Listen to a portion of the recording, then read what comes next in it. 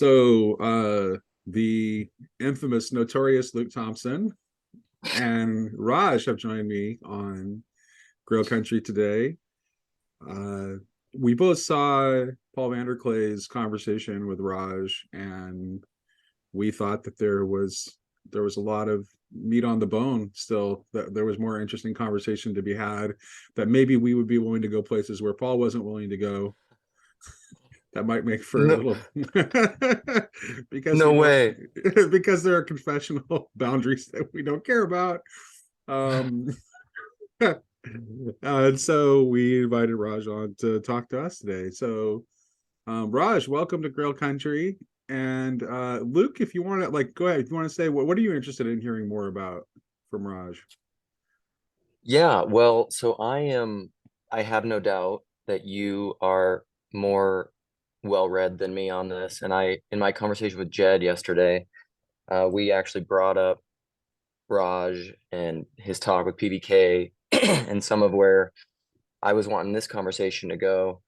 Because I don't know a ton about Sikhism, really. I know a very limited amount. And And so I am one of the big aspects. So there's a couple things. I said this to Raj in the email. I want to go toward perennialism because that's where I think this conversation, this little corner has always been headed, and where and exclusivity of Christianity and some of those dynamics. Because at two things. So as PVK was talking with Raj about some of the distinctions of Sikhism, and Raj, you were elucidating your understanding of God and the thing inside you that's the God in me. And Paul was like, no, Christianity has a harder line than that, or a harder distinction. Both Nate and I, without ever talking, were like, nope, nope, that's exactly what we're talking about. And What did that's why I St. think Paul mean when he says, "Not I, but Christ in me"? right. Well, but this is what I don't think PBK understands, at least confess propositionally, about Christianity because of having his upbringing in the West. In specifically in his tradition. I mean, there is some of this in more Yeah, mystical because Catholicism, his but tradition is the most sensitive about maintaining a strong divide between nature and yes, grace. yes. And so there's just huge ramifications with all of this. And Raj, you seem like an incredibly um kind, I mean, kind and bright and just fun person to talk to. And I was just like, "Gee, Paul, where you been hiding these gems from us? Let's rock and roll." So that's where I would like it to go. Okay. All right. Um, cool. Well, um, perennial issue. I've hmm. So in what I mentioned this sort of psychedelic trip that I had in college that was very formative to this whole journey. And the very first thing I started reading after that was Meister Eckhart.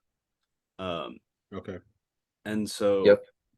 there is like I've always been sort of fascinated with, since that point, the mystical writings cross culturally, and then Yeah. that Right. naturally leads into reading about perennialism and like Aldous Huxley's book, The Perennial Philosophy. And I do think that there's something there, right? Like God's going to keep manifesting himself across the world no matter what happens and inside of people's hearts. And so Hmm. you can't really, um, the idea that the relationship with God's going to be encapsulated necessarily within a tradition um, seems a little foolish. Right. I uh, I think, let me put it this in a way that a lot of people in our little corner will understand. They'll understand what I'm saying, at least, even whether they agree with it or not. And I would say Okay. this: the mystical experience is participatory knowing in Vervaeke's system. It is participatory. This is Right. why I asked that question, that weird question about the transfiguration at the beginning of Mm. the conversation with Jordan Daniel Wood and John Vervaeke, is I knew Vervaeke would end up having to say it was participatory knowing.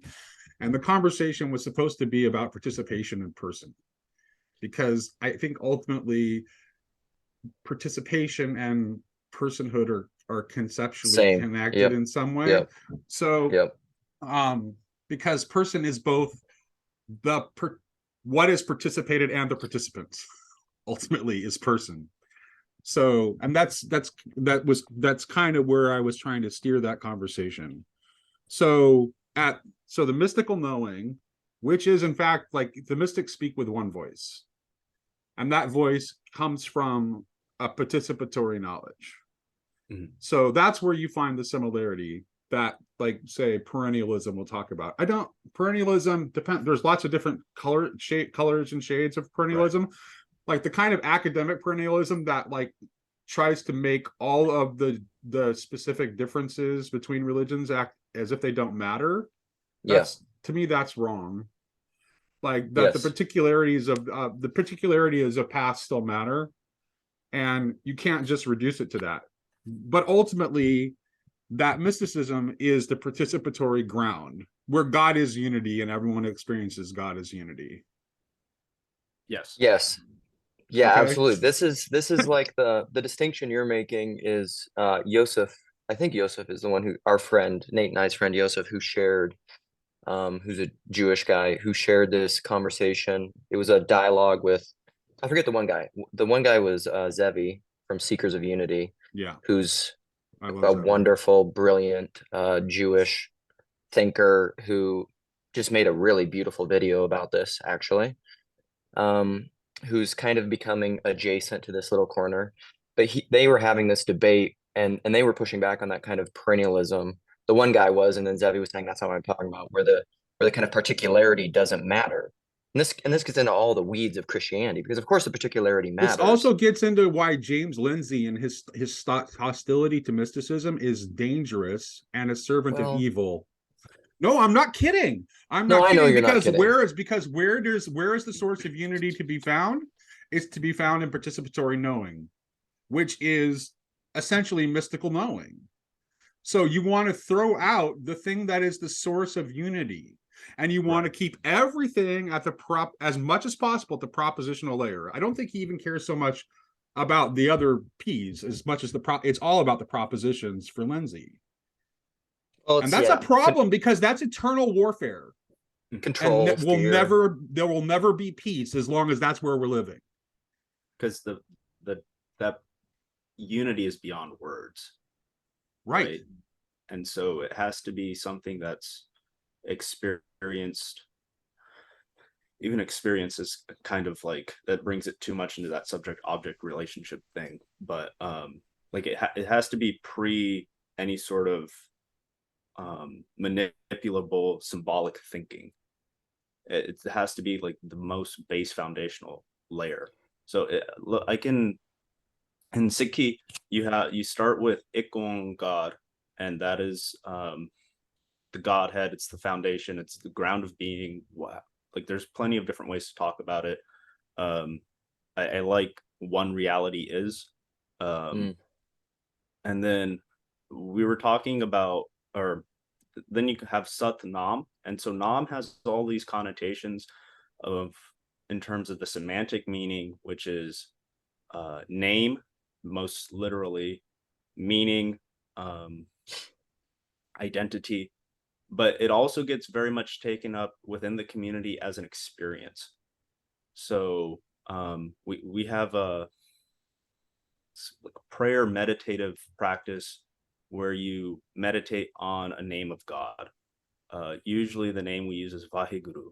And so you listen to that over and over again, and then as you're saying it, and strange things happen when you do that for a while. Can I ask how would you translate the meaning of the name? Vaheguru? Yeah. Okay. So Vahe, that just means like wow. It's just like wow. Oh, interesting.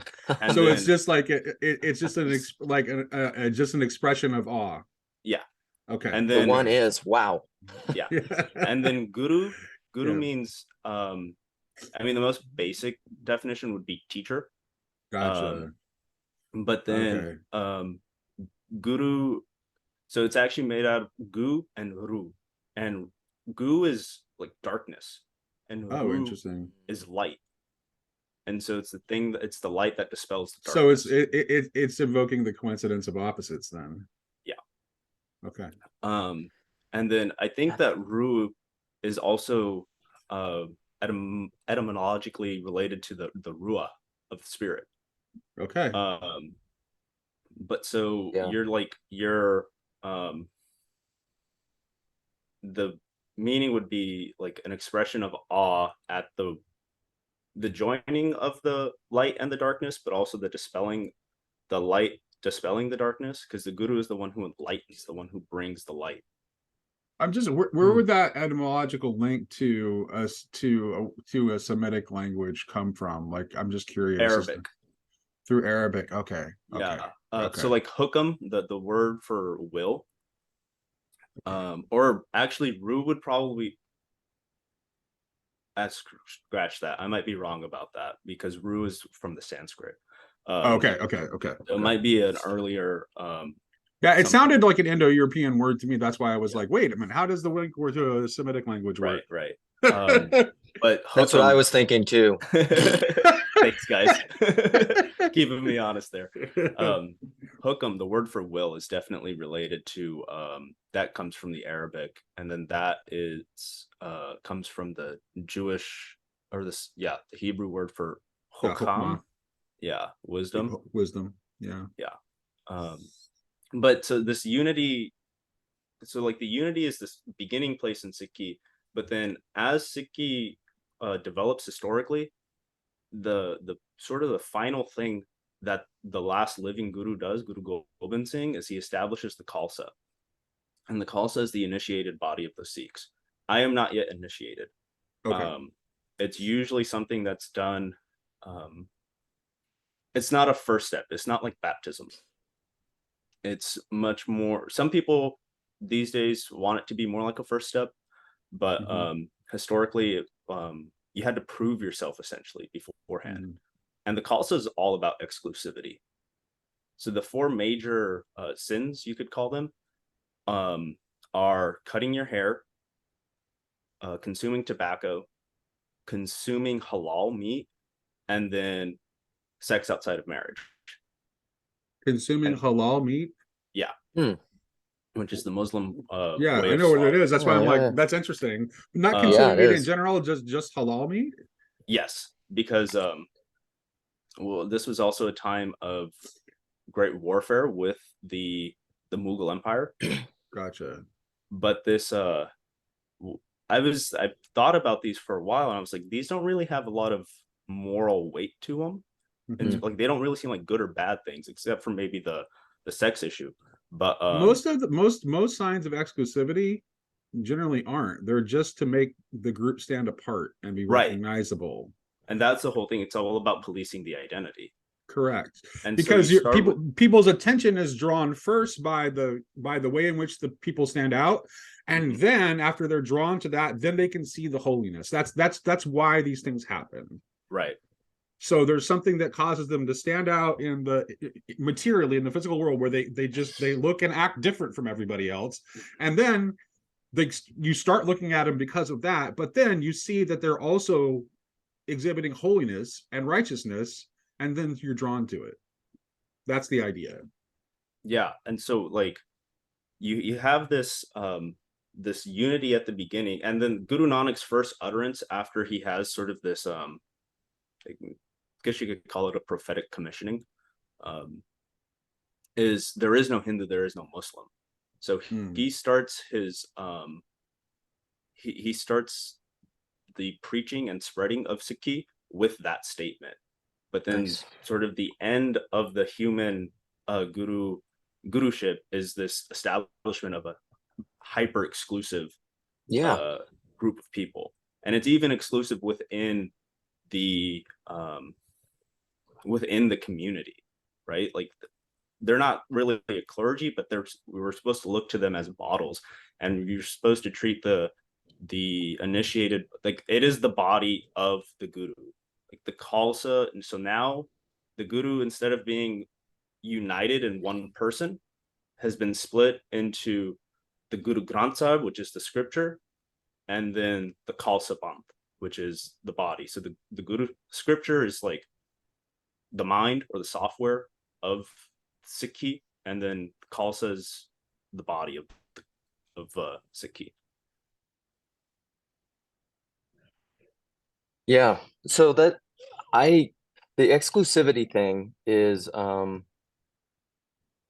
fascinating to me, because this is something I wanted to get your take on, because my understanding of it from everything you just said within Sikhi and then within Christianity is, Nate shared with me, I don't know when it was, a year back or something, but this Christian thinker, David Bentley Hart, wrote an article on where he outlines how a lot of people, he particularly is going after Calvinists, and in the book of Romans, there's this take that a lot of Calvinists love to go on as emphasizing the exclusivity of their particular take of Christianity, the ins and the outs. And he says, really what he lays out in there, which I love and I very much agree with, that he says that's a misreading of Romans, and it's also a misreading of the motif within larger Christianity and Judaism, because if you look at exclusivity within Judaism and Christianity, it's always it's exclusivity for what? It's always exclusivity for a purpose.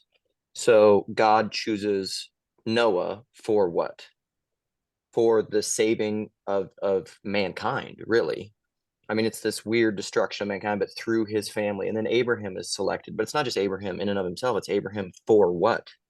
Mm-hmm. Abraham and for his seeds and for the blessing of all nations. So Israel is set apart as an exclusive thing with very particular defined identity markers, but it's not just to stay that.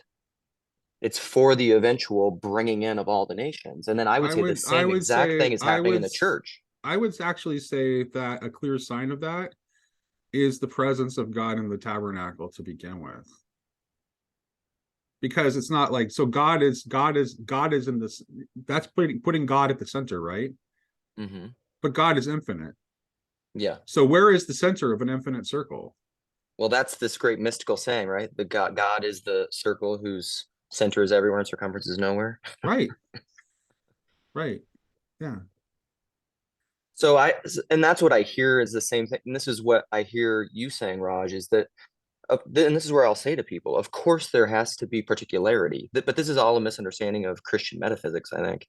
This is why I like Jordan Daniel Wood and the person stuff, is because of course there has to be particularity. But the particular, like he said this in one conversation, that he said the most amazing thing about Jesus in Christianity isn't so much his particularity, because of course that's not new. It's the revelation of the universality in every particular. That's Right. what's going on in Jesus. Right. That's kind of what Peugeot talks about when he talks about Christ collapsing all the categories, right? Yeah. Yeah. Yeah, For that's sure. right. Like Christ actually, and this is very clear from Jordan's book. It's Christ actually is the coincidence of opposites. He is a coincidence of opposites. And this is what Yeah. the entire like God man status of Christ. If you work through the logic of it, the logic of Christology, when you have something that is both God and man, and in a fully unqualified sense, what you have is the union of created and uncreated, and Yes. and it is the hypostasis, which is essentially a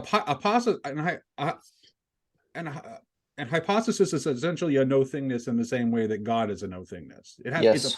It has a positivity, but it's not dependent upon any like in any particular qualia.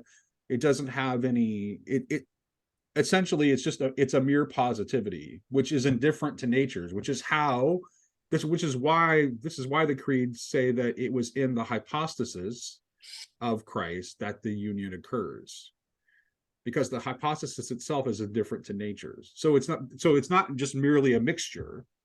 Mm-hmm. It's not half God, half man. It's God man. It's God, man. Yes, Right. and So it's both it's the identity of identity and difference. Jed and I were correct. talking about this a bunch the other day. So the which difference is included. Which is the plain meaning of John 1:1 in the first place. Like, how do you think it is that it is through the word that all things come into being? That's because it's the Yes. identity of identity and difference. Yes. So like Raj, this is why when I talk to Christians, particularly educated Christians with institutional and confessional positions of authority, or I would say power, Mhm. who promulgate exclusivity in a zero-sum competition way, I get so mad because I'm just like, this is antithetical to everything Christianity is. Well, What are you right, doing? and it's because their logos is too small. I felt like their I their love logos that. is too small because one of the meanings, Small logo syndrome. one of the meanings is logo. One of the meanings is logos. Of logos is center. One of the meanings of logos is center. Yeah. Right. So go back to the image of God being in the in the holy of holies in the tabernacle. Well, Yep. God is infinite. So Yep. his center cannot merely be just Yeah. there. That's a representation of God being in the Yes. center. So you're having it's a symbolic representation of the fact that God is at the center of everything, but God is infinite. Therefore, that center is everywhere by definition. So That becomes the geometric symbol of the doctrine of Maximus's doctrine of the logi, where the logi of each thing becomes a non-identical repetition of the logos itself. I'm gonna try and so this might be a silly example, but I've had, I mean, every non-Christian in America usually has this experience where a Christian comes over and tries to give you their hard sales pitch, Mhm. right? Yep. Oh yeah. And one it was really unfair. This like 16-year-old was trying to do this to me, and it's like but in that conversation I said something which surprised me, and it was, Christ tells you to love your neighbor. How can you do that if you keep inviting everyone into your family? No, that's great. No, that's very That's good. great. Because it's like you have to be able to maintain that difference, and like that's why it's Yes. so hard to love your neighbor, because they're different from you. Yeah. Yeah. Well, sometimes it's hard to love your family too. Yes. But no, I think that's beautifully said. And that's like a simple way. And this is that illustration I think is beautiful because it outlines. It also makes love your neighbor a free act instead of just an automatic act. Mm-hmm. Right? Because you love, most people, unless there's something wrong, like you just love your family automatically by default. Yeah.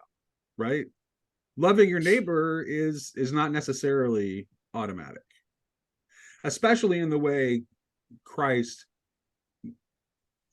explains the concept of neighbor in the parable of the Good Samaritan, where he's clearly making it explicitly about crossing boundaries that people think should not be crossed because it's the Samaritan.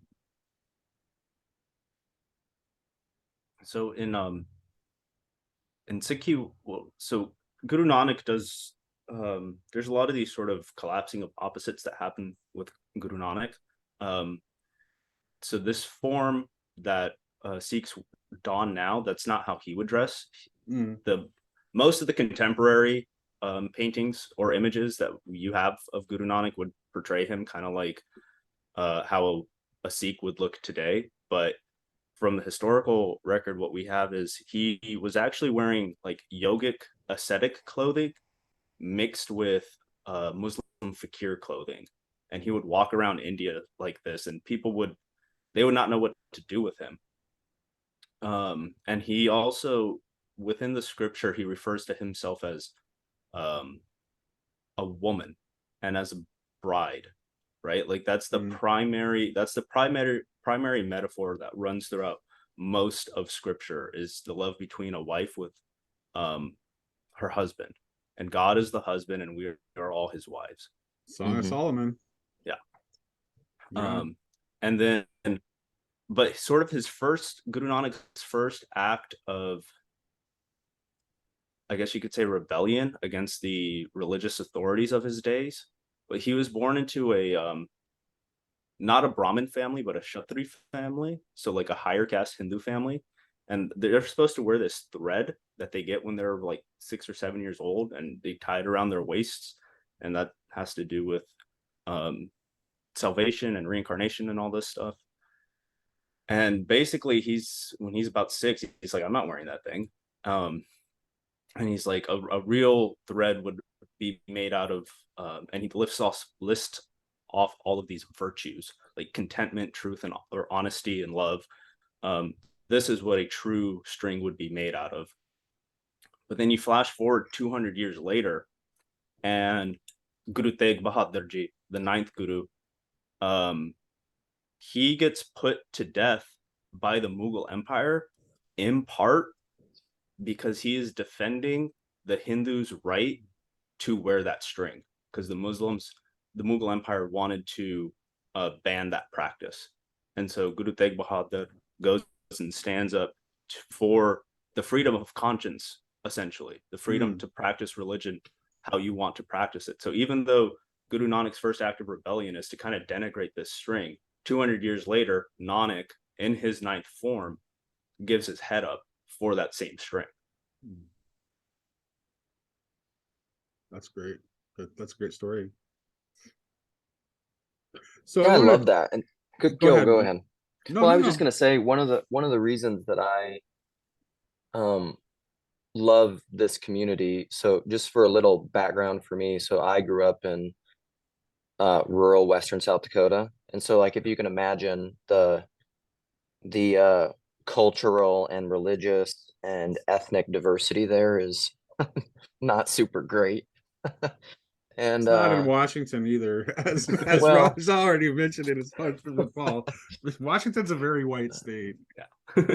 Well, and I've always been a bit peculiar, as I've often said. My dad always said to me growing up, like, "Who sired you, boy?" Because he's a cattle rancher. and but I've always been inclined to this kind of discussion, which isn't common where I grew up either. And so I love interacting and meeting people with you, because I often find, and I've said this probably to Nate a lot of times, is that I very often, and I think I said this to Jed yesterday, I tend to resonate a lot more with people almost outside of the Christian tradition, at least until I found Orthodoxy. I mean, I talked to a lot of Orthodox people, and I was like, oh, thank God I'm not a total crazy person. but when I meet someone like you and you tell me like this story that you just told me, or you're outlining, your understanding of your faith, like it's just all extremely resonant with me. It's different. It's not mine, Right. but I'm just like that, whatever that is, whatever that, the unity behind, as I always say, the unity behind all distinctions, like that's there. I see it as clear as day. And I often will find that a lot of times when I'm talking to atheists or someone who grew up with a really kind of fundamentalist, exclusivist, infernalist, kind of sad and scary version of Christianity. And then they reject that. And I'm just like, oh yeah, well that resonates too, because that's terrible. And so I love this little corner and this and I don't know, I guess the capacity of the internet, as much as I love to crap on technology some too, because I get to have exposure to people like you, because it's, sometimes it's hard to find people like this in real life. You can you can go to, like, I could try to go to like a mosque or like a temple or something and try to find people, but there's a lot of nominal people there too who don't like to talk about the things that we like to talk about and the way we like to talk about them. And so I don't know, I guess all that to say, I don't know, I often say this with our little Vox group, this group that Nate and I are in. I'm so thankful for this corner of the internet, if for nothing else, that it has given me relational solidarity with people where I don't feel so crazy. I get that, because it's like even within Sikh, you run into this issue, right, where people focus on the exclusivity. Like that's definitely a major problem. And especially when, I mean, at my local Sangat, it's mostly recent immigrants. And I'm a bit of an outsider there because my family's been here for a generation. And I don't speak the language quite as well. And most of the congregation is older. I'm the only one my age who's there. And there's a few people who are a little bit younger than me, maybe in their early 20s, and then like teenagers and stuff like that. But like their parents also go there, right? I'm the only person of my age who's there of his own accord. And then the stuff that you see online, like particularly in the Sikh Reddits, it's a lot of young people, right? It's like 16-year-olds complaining that there's a dancing event happening at the Gurdwara because it's like we're not supposed to dance, and it's like relax, like it's not quite like. Oh, you have that in common with the traditional Calvinists from the 17th century. But it's the line that they give is, there's the line like not to dance, but then the line right before that, which gives it its context, is don't make a show of your piety. So it's like but right. So like there's a I get it, like there's a loneliness in this kind of existence and thinking, and sometimes yeah. And but then, you know, that when those walls break down, it feels you feel like you're not trapped in this strange solipsistic nightmare. Yeah. Well, yeah, but yes, solipsistic nightmare. That's it. Like one of the things that one of the areas my thought has been going a lot lately. Actually, ever since I had a conversation with Dr. Chris Green recently on my channel. So And good. One of my favorites. And in that conversation, he meant, like, I'd read some Robert Jensen before, but he had mentioned this thing that Robert Jensen said that just got me my thought going in a million different directions at once. And that Jensen said that God is a conversation. And it dawned on me that essentially the model of truth that I have been gravitating toward for a long time is essentially a dialogical model. And I think this is what this is actually very clear in what Vervaeke's doing in his After Socrates series too. Specifically when he talks about it not being the first person or the third person, but the second person. Like that's where truth is revealed. So in Guru Granth Sahib, what you're always trying to get is nam as that identity, wisdom, virtue, that experience that I had mentioned earlier. But so there's a saying in Guru Granth Sahib that the only thing inside of Nanak's house is nam. But then one of the ways you get nam is in sangat. Sangat is the word that we use for congregation, but if you break it down, what it literally means is move together. Yeah. And so it's like you have to have this that circling that Vervaeke's always talking about in order for the wisdom to arise. Right. This is Jesus. Dance. Jesus is saying that wherever two or more are gathered in my name, like that's like this is what creates the condition for the Spirit to be present. But it has to be in the spirit of dialogue. It has to be in the spirit of a genuine desire to discover the truth. Because if people are there just acting out their games, which are all about possessing the logos for yourself, by the way, that's it's like as if the logos were a thing you could own and possess for yourself. So I have all the power because the logos is mine, right? So this is the other way people play the game. Or they could actually be engaging in dialogos and trying to act together through the logos to find truth. Well, it has to be that place where I love this Sherryism of you have to want to know what you don't want to know. Or like the Jordan Peterson rule number 9, assume the person you're talking to knows something you don't. Right. So to play devil's advocate, which I love to do, let's bring in that Luciferic bringer of light.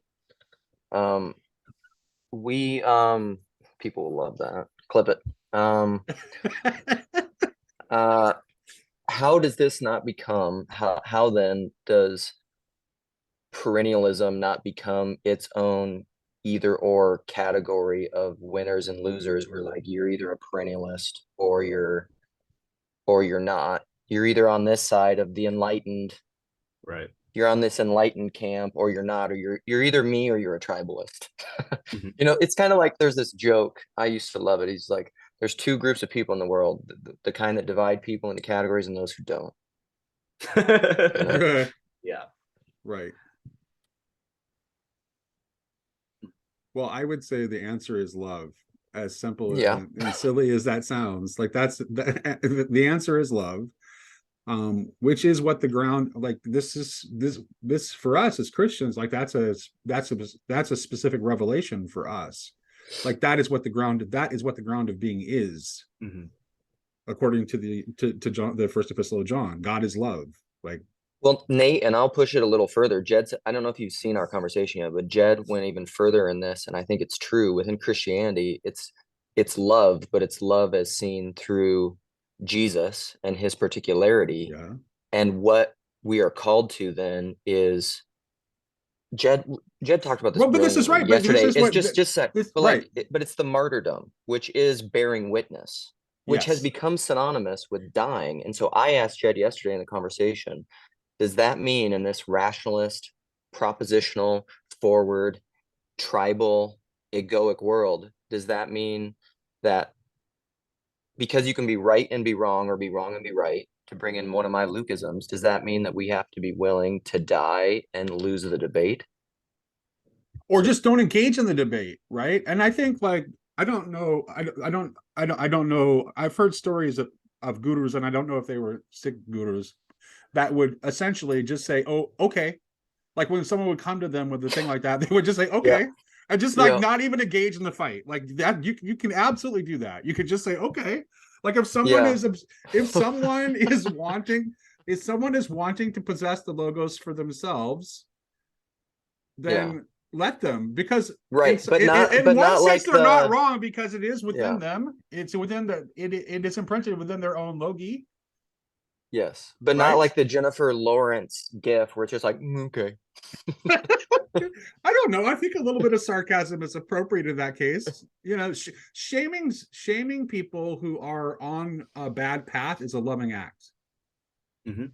Well, yeah, discernment though. I think that's where it Yeah, gets to be yeah. hard because that's You easy. have to be. I mean, you have to be sure that they're doing something that's really bad for them, and you have to be confident that you know that it's bad for them. And in that case, shaming them is totally appropriate.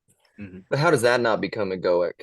Like this is my Because it's not the only thing that makes it not egoic, is if you do it out of concern for the person. It's like, oh, wow. but everybody's doing that, Nate. That's the problem. Like that this is my mother who's like, this is like Yes. the Chesterton or no, the Charles Spurgeon quote, because Jess, our friend Jess, has been reading a bunch of Spurgeon.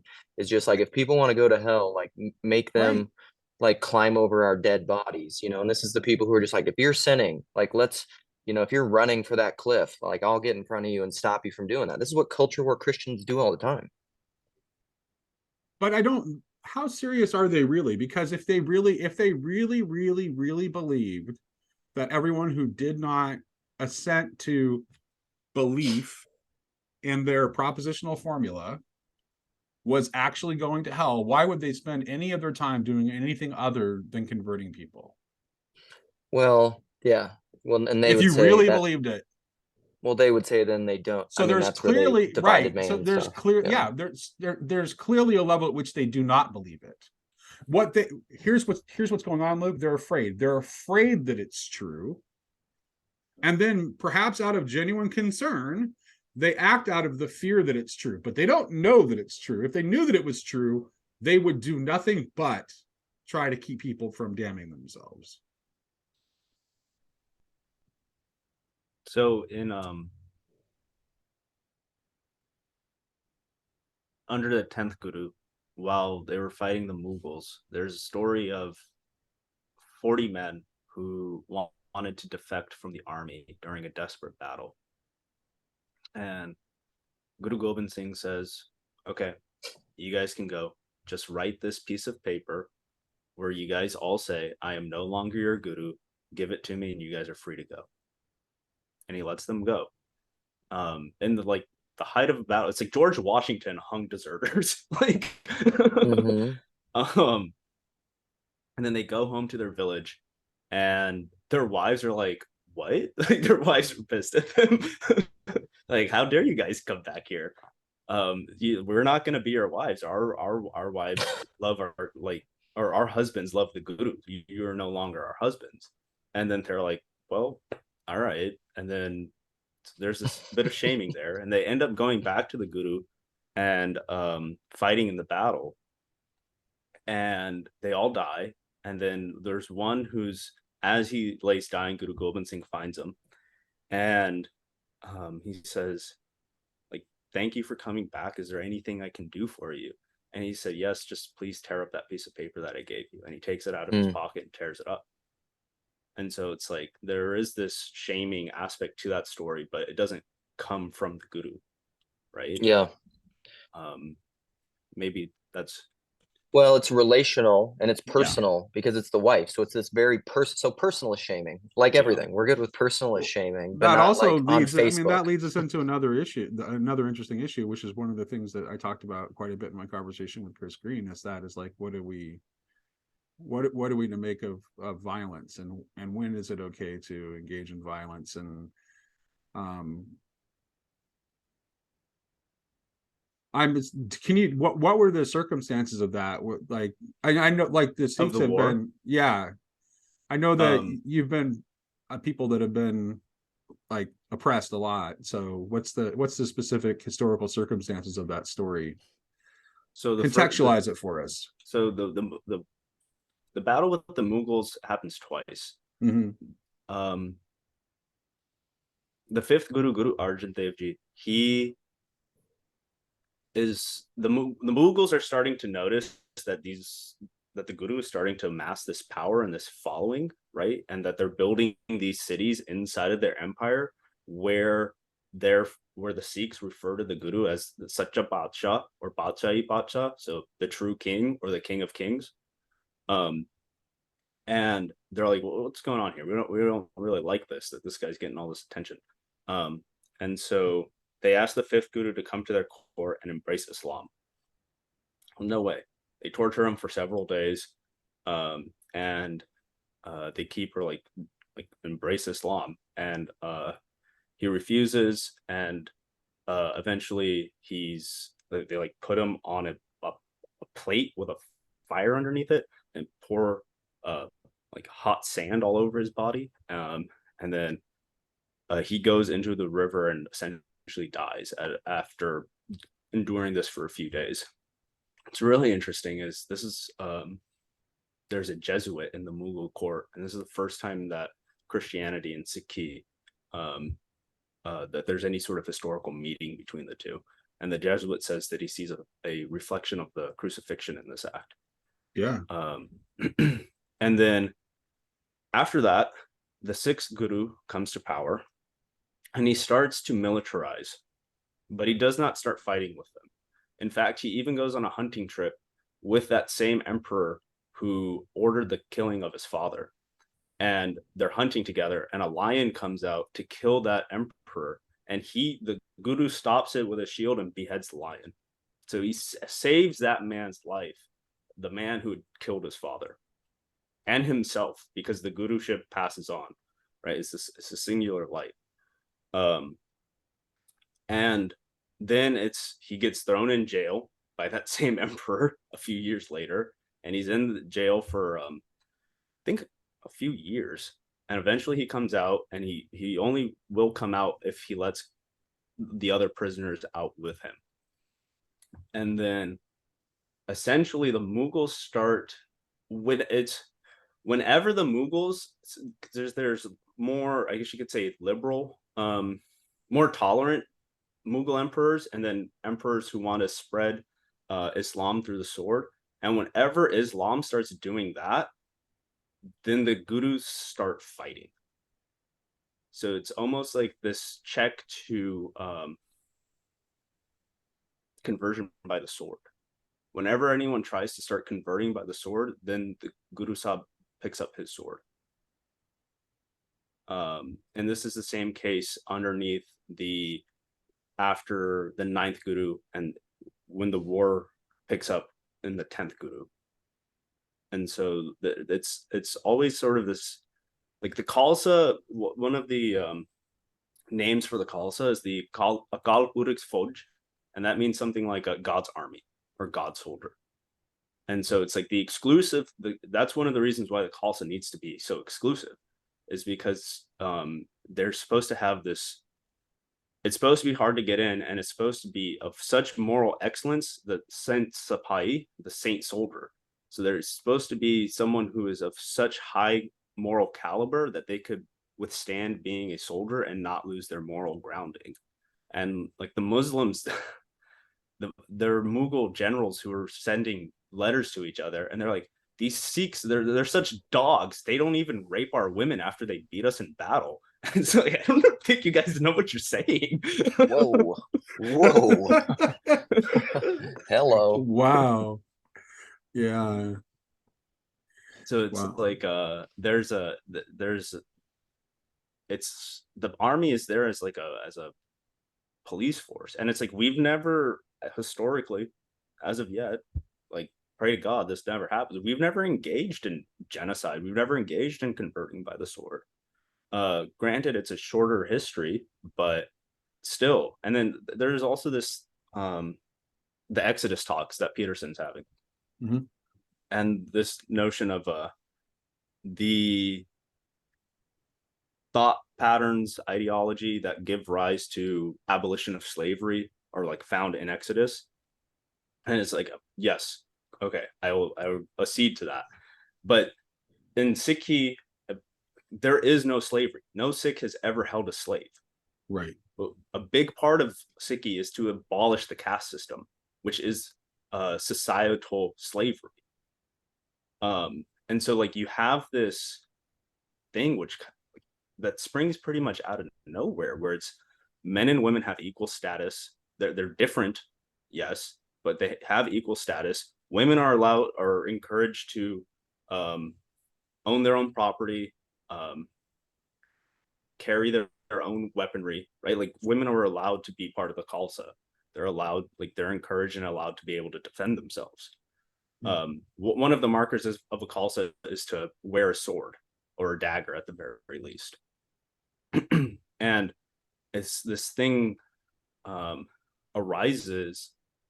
I can't explain it in any other way than it being divinely like I don't know how you would have because in the Hindu worldview, a woman is equal to an untouchable in terms of their caste status. Women do not have a caste. When a man dies in Hinduism, at least in the traditional forms, that woman is supposed to throw her body on the funeral pyre.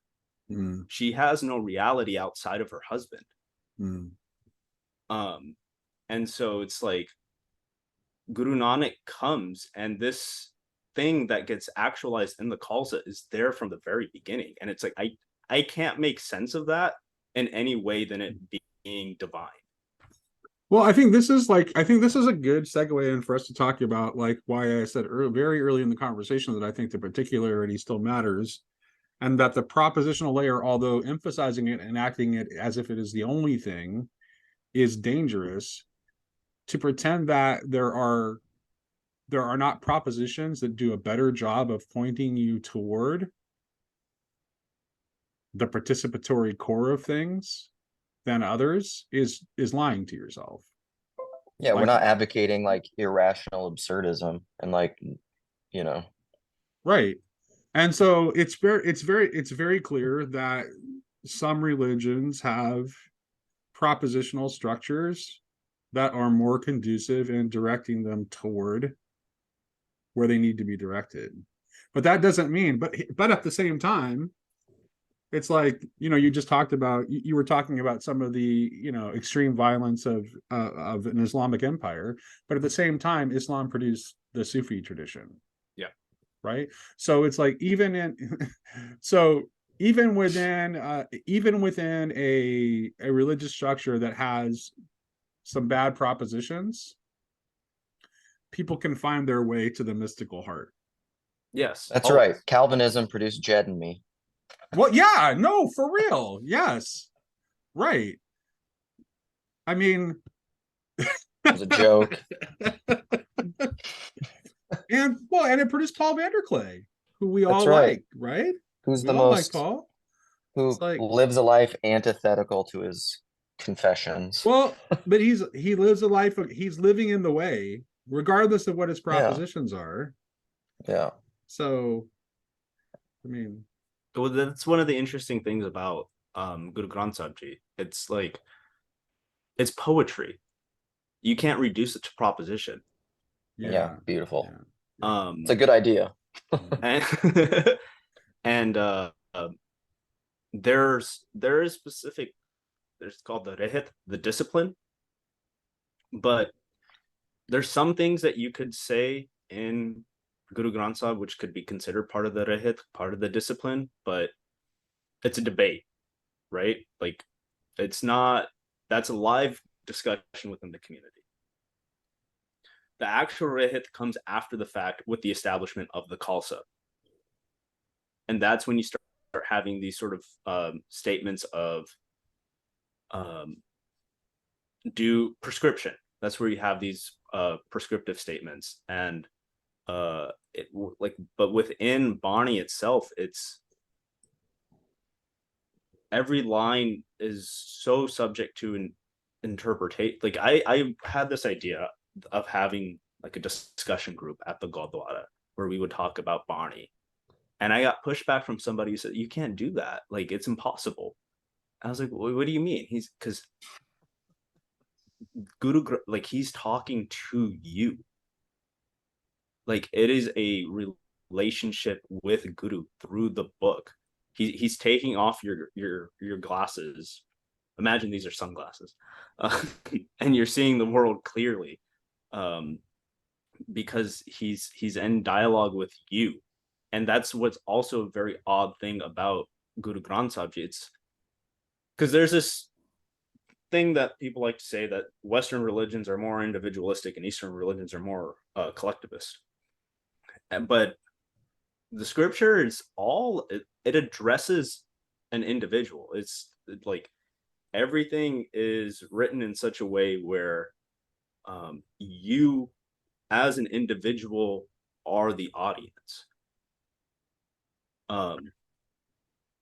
Right. And I don't think that's necessarily, I don't know if I agree with that distinction or not, because and It's more Luke, personal.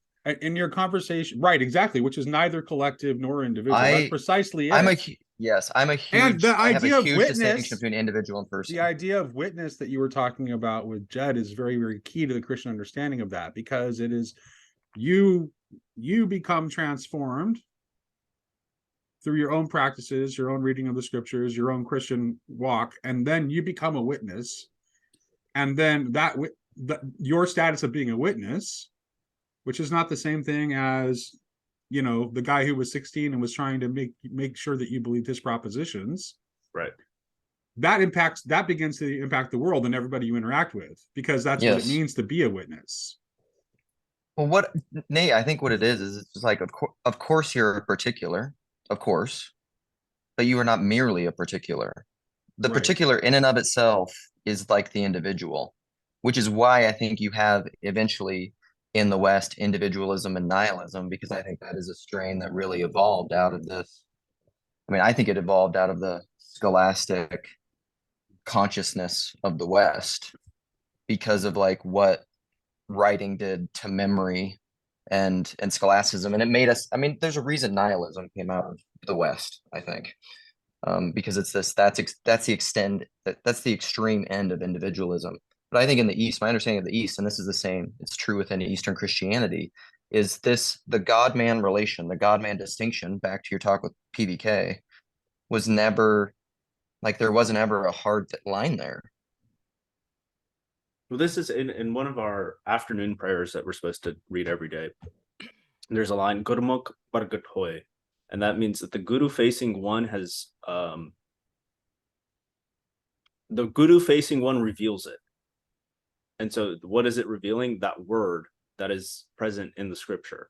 And so like you're constantly you're called to embody the teachings, right? So it's you have to become a living example. And so one of the things with Sikhi being a more recent religion is we don't have to go through this elaborate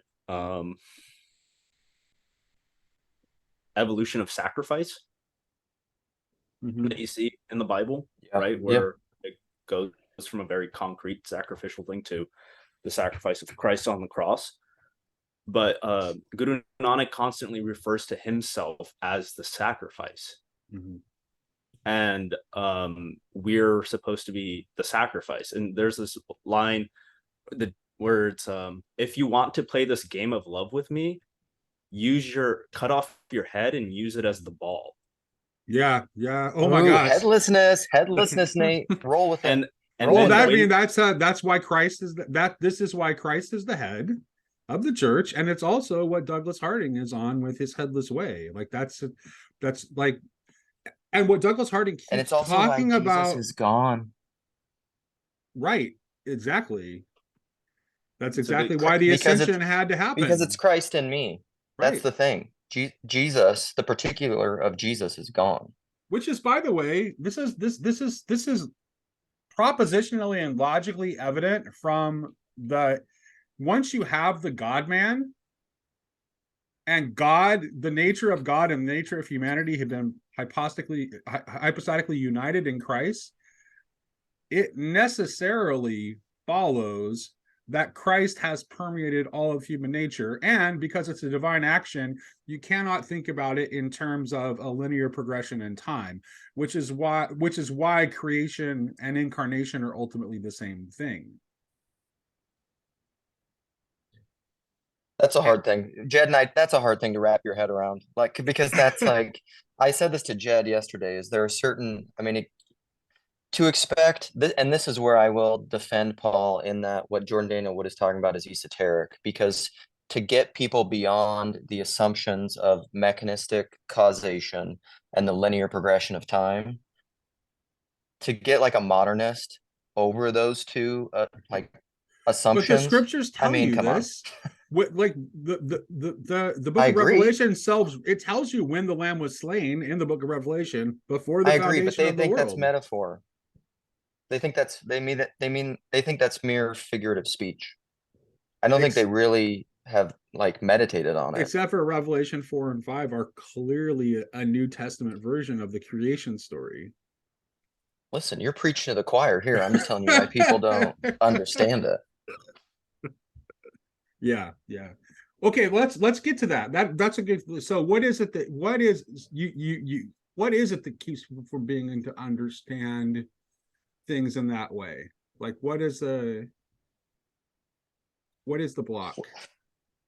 Well, I would say some of it. I mean, some of it, like the kind of stuff we're talking about, and this isn't to be self-congratulatory or whatever. Part of it's temperament, openness to ideas, and then part of it's just intellectual, like computing capacity.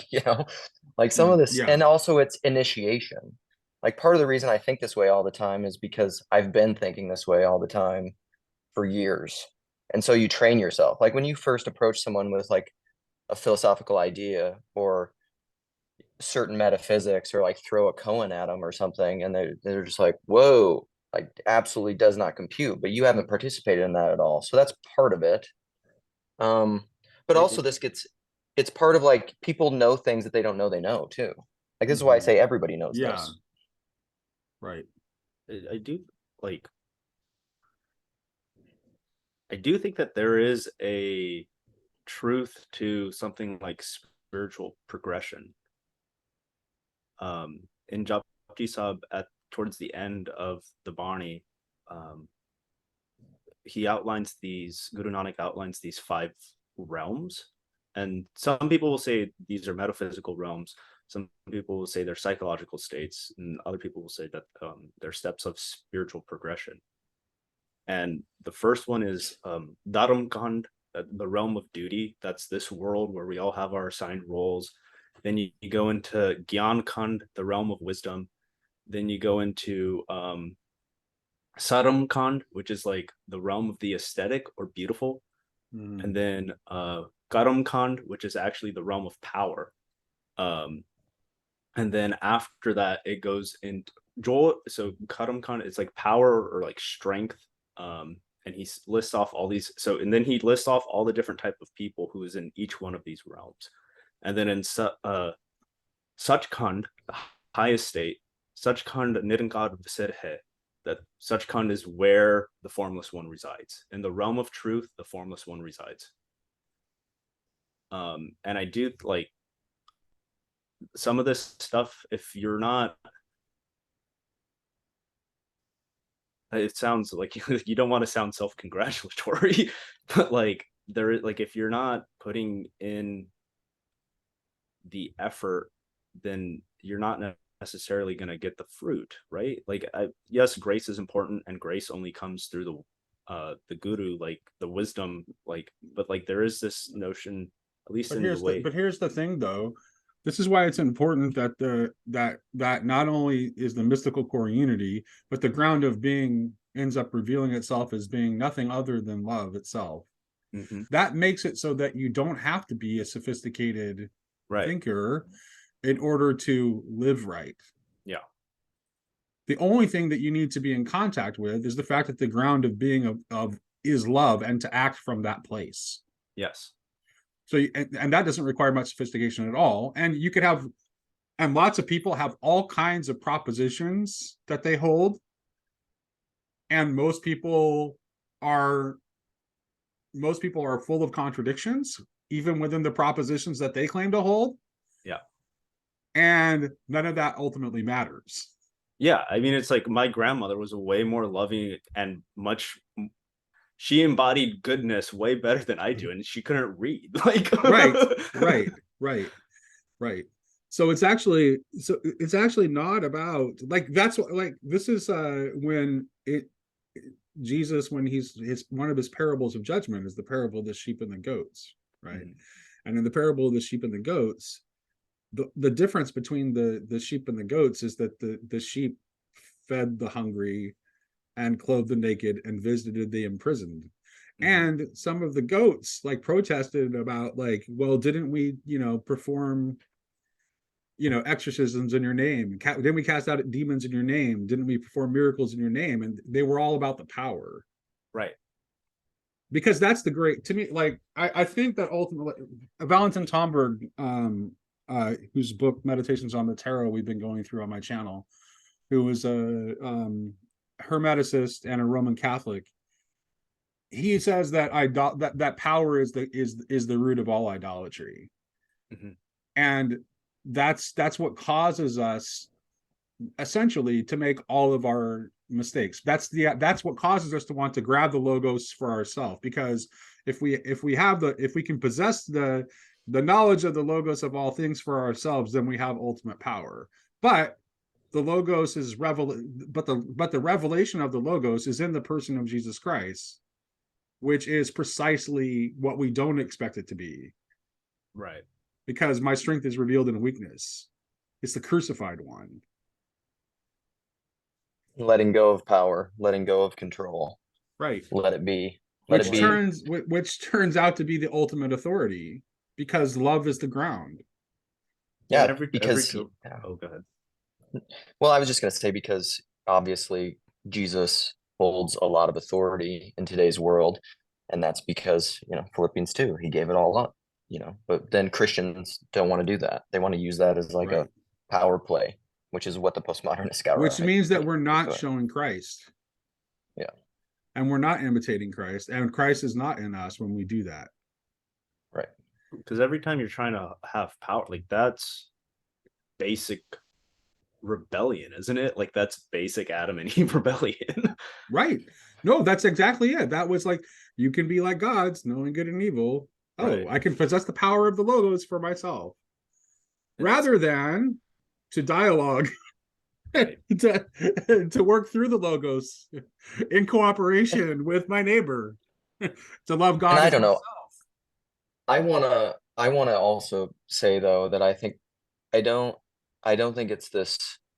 I agree with what we're saying and what you're saying, Nate, but it's also, I think, rooted more deeply in a fundamental lack of faith and fear and ignorance. Because I don't know, I tend to think this is where I'm whatever people say, I'm a kumbaya softy universalist or something, but it's I really do think that people sin and miss the mark. I'm not Mhm. using that as like moral categories, but they don't do what they ought to do out of fear.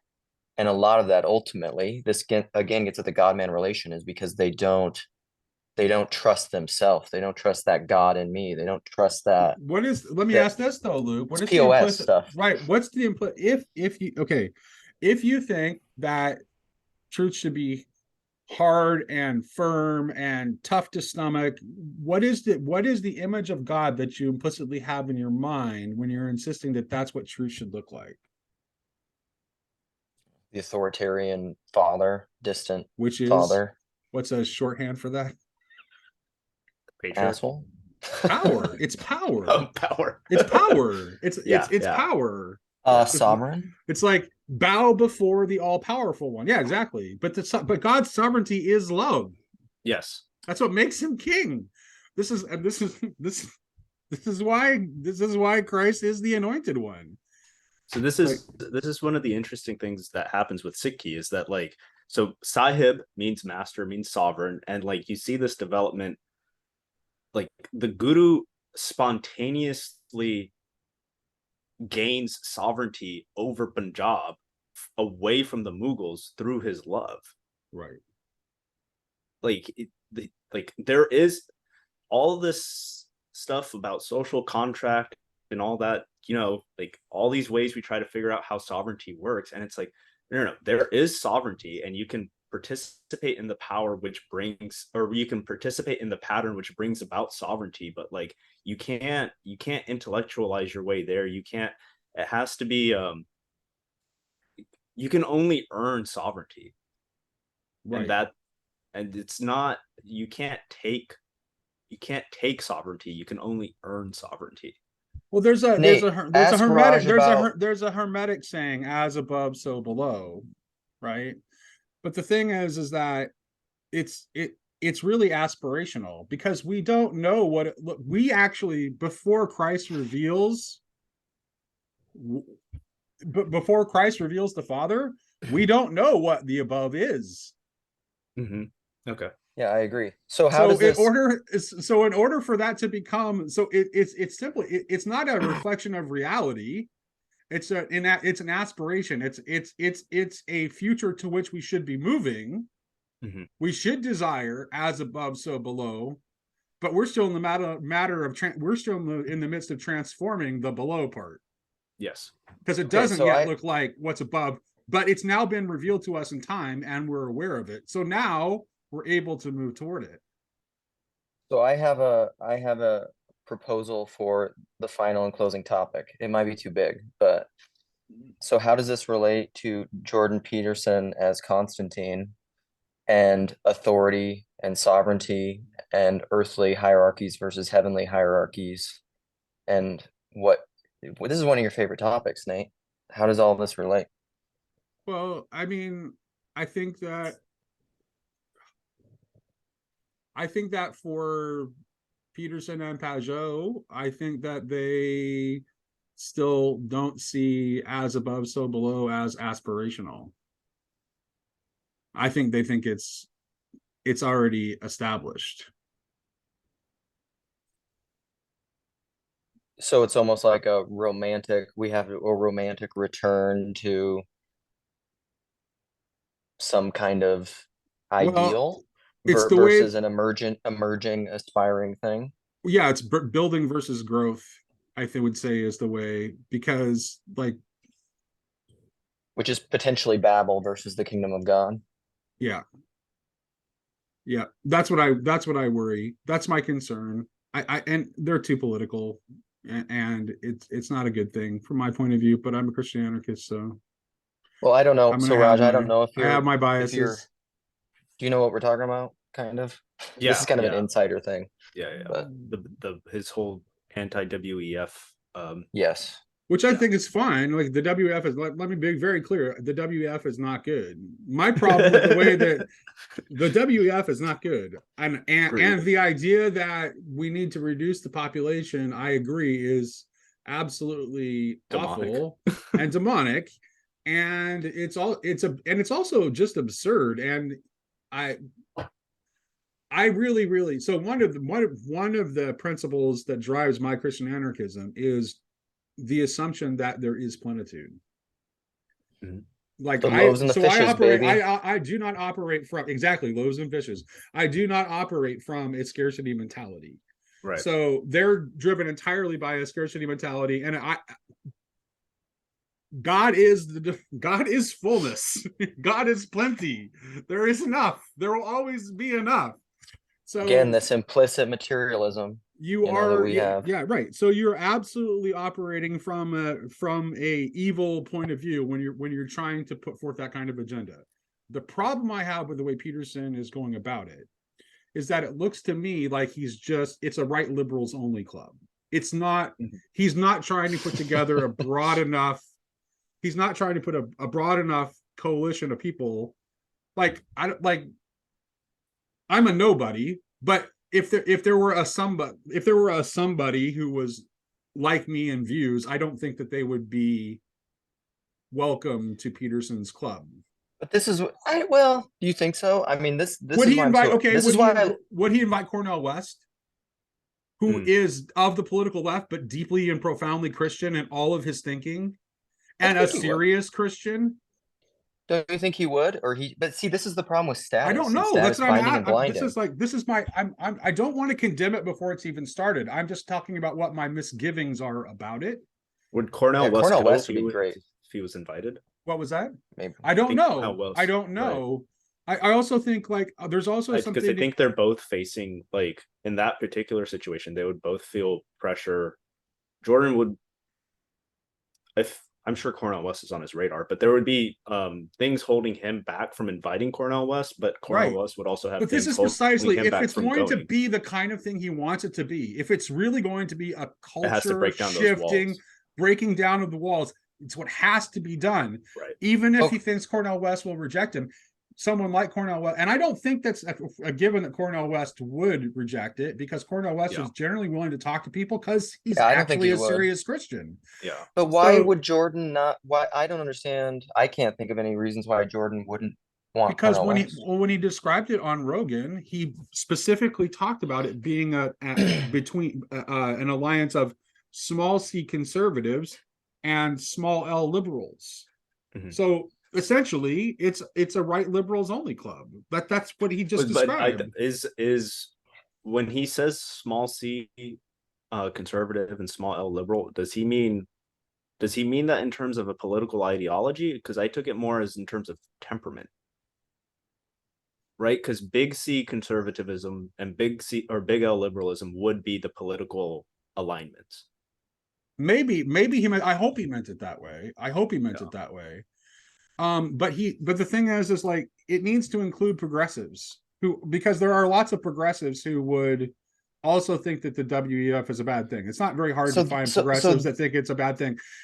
The other thing is that he needs to, like, he's hosting it in the UK, and he really should engage with the serious intellectual post-liberal thinkers in the UK, like John Milbank and Adrian Paps and Philip Blond. Like, you should definitely be including people like that and who are going to challenge him, because essentially the UK post-liberals, they believe in the need to restore traditional values, but they definitely think that capitalism is a problem. They're not capitalists, right? He needs people in there that are conservative but aren't capitalists. Exactly. And I will volunteer. You've got to have the post-liberals who are conservatives, who are not pro-capitalism but are in favor of tradition. They have to be included, and and good faith progressives who think that what the WEF is doing is a bad idea also need to be included. Then you're going to have a broad enough coalition that can dialogue together and maybe do something amazing. So Nate, I want to just say one thing to at least plant a seed of hope that what Raj said about temperament may be correct. Because one other thing that Peterson said in that conversation that I really liked is he said, he defined an ideology as a one-sided religion. Mm-hmm. And I think Peterson knows that. So if he's just this is why I don't think that he's just like going to the right. you know, I know people have that concern and I have that concern. Like we've talked about that before too, because a lot of the right people love him, but of course they would, because they're culture warriors. They're just like, yay, he's on our team now. But I'm just like, no, think about the things he's saying. Well, And so I'm Peterson is hopeful. temperamentally liberal. Yes. Yes. Yeah, he is. Peterson is very like my big five is like almost spot on Peterson. It's pretty Yeah, I'm a good. lot like him too. Yeah. Yeah, Um, which is where he's it's a weird category of people. Sherry's kind of like this too. It's like we can be pretty conservative in ways, but intellectually very well, liberal. people that are high in openness that still value tradition. Like you Yeah. end up like kind of in a weird in between space. Yep. So, but those are a lot of times the very people who end up revitalizing tradition because they don't discard tradition altogether. Yep. Yep. But they're high in openness. They're those are the people that can regenerate tradition. They're also the ones who will participate in the tradition, but not the stone tradition, right? Where it's like frozen. Yeah. Not Right. the traditionalism or like the exclusivist kind of Yeah, I mean, it's just radical as I am theologically. I like attend a conservative continuing Anglican church. Right. Okay. So This is one of the where I see myself in terms of what's going on in contemporary Sikhi. It's like there's a lot of this stone traditionalism, and then there's this group, a podcast I listen to refers to them as the upgrade types, and they're basically co-opted by kind of liberalism that wants to get rid of all the exclusiveness, right, and just get rid right. of the categories. But then there's these people who are they're similar to me, in terms of walking this line between knowing that an update has to happen to the tradition, not in terms of changing the form, but like breathing new meaning or a freshness into it. But I see a lot of these people are still they're still trapped in their modernism, and it's really because they'll dismiss more of the mystical things or things related to like miracles as kind of just like oh, that's old hogwash type of stuff, and it's like, I don't think so, guys. Like, we're gonna lose a lot of this whole thing if we dispense with that. So it's very, and part of this is a consequence of me being a second generation American, where my dad got probably a pretty modernist education because he was still in the like biology and then optometry, but my mom was exposed to postmodernism and communications back in the 80s. So like I'm I'm going back to the tradition, but uh I'm coming from a place further down the line than most people in Sikhi are, because of the patterns yeah. of how immigration has worked through colonialism and stuff like that. Yeah. It's a very, very odd survey of the land right now across everything. Like, everyone is looking back and seeing very strange things. Right. And it's not just a Christianity or West thing. Like, it's happening everywhere. That's what I want to make clear. Yeah. So you think this is happening outside the West? Yeah. I mean, like, the thing with Sikhi, like, it is greatly influenced by the West, partly because of British Raj and then the immigration patterns where we've gone to the Anglosphere. But Right. I think this thing that we are feeling in the West, I don't think it's just us. Well, no, because we've globalized it through technology. That too. I think that's probably, that's like, I think that's right. I think well, this leads me in all kinds of different directions, but Which is something I like which I is said, some this is a whole entire separate conversation I want to have about Barfield and participation and the legacy right. of colonialism and all kinds of stuff. Guess I was just making some playlists of all my conversations this morning because I'm egoic and because and because I thought it would be helpful. Because I often go back and look for things. And I was just like I think it was my first public, this before we published it on Grail Country, my first public conversation with PVK, and I was re-listening through it. And I don't know, it was like 3 years ago or something. And that's what I said. I said the West has globalized modernity and this Yeah, way of that's seeing right. to the And world it is through modernity. technology. Yeah. And Paul just like, Because it's not really the West, because it's not the soul of the West. The soul of the West, which is why some of the times, this is why the traditionalists aren't entirely crazy, because we did leave something behind. And essentially, modernity in the West was founded on a rejection of tradition, specifically a rejection of the Catholic Church. Like that's what the cause of modernity is. So modernity is founded in a rejection of the tradition of the West, which is embodied in the institution of the Roman Catholic Church. Like that's what it is. because it's So Protestant, it's protest, and that's where we're constant revolution. that's what we're exporting. And yes, the natural direction of the mentality of modernity is nihilism. That's where it goes. Yep. Yippee. Yeah.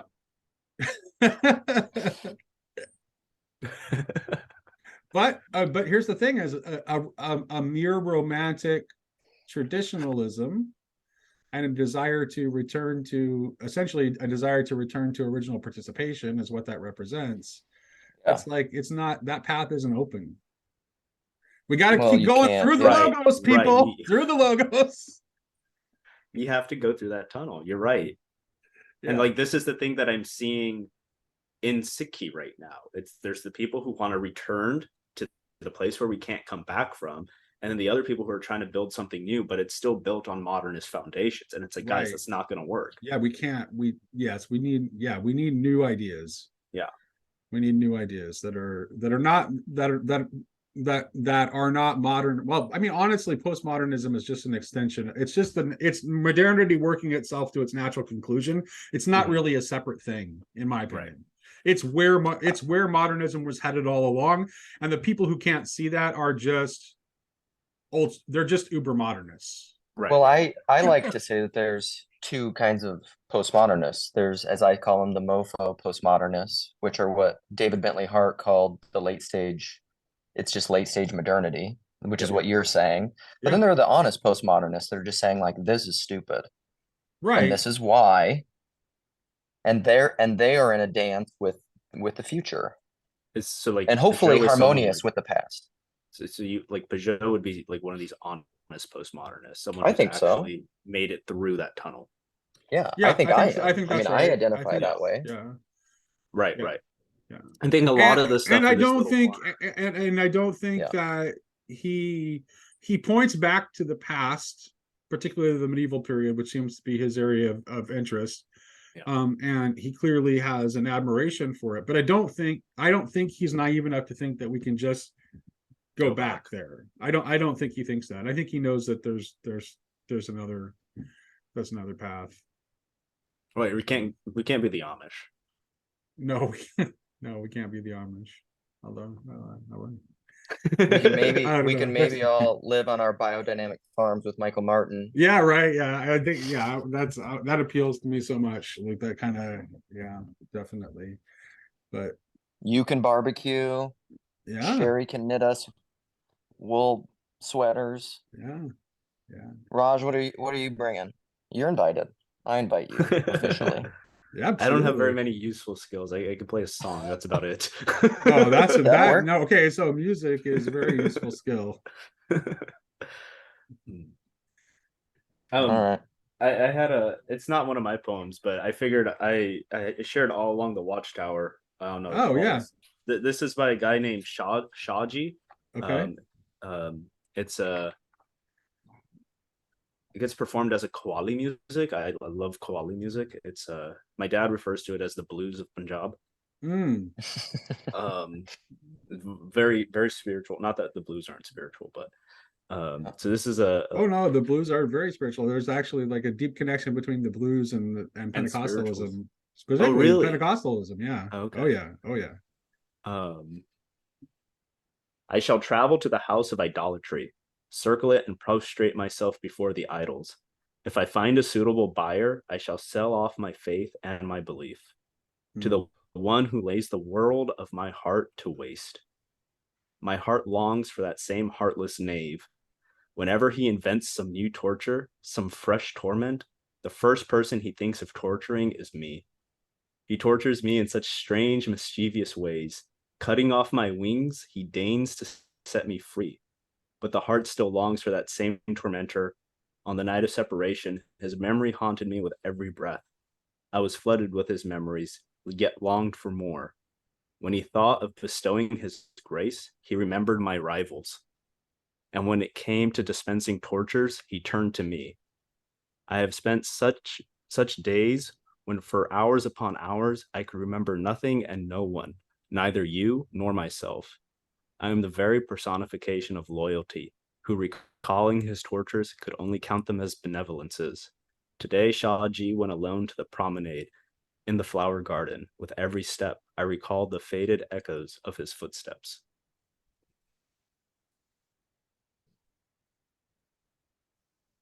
Thanks So for sharing that. Shit. there's a little Sufi influence into this little conversation about perennialism.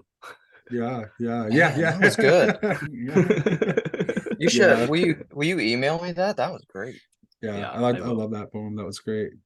Well, I hope we get. Actually, I think we've got another conversation in this at some point. I think so. Okay. I hope we get to talk again. Yeah. I think there were some other directions where, in fact, I think maybe having that conversation about like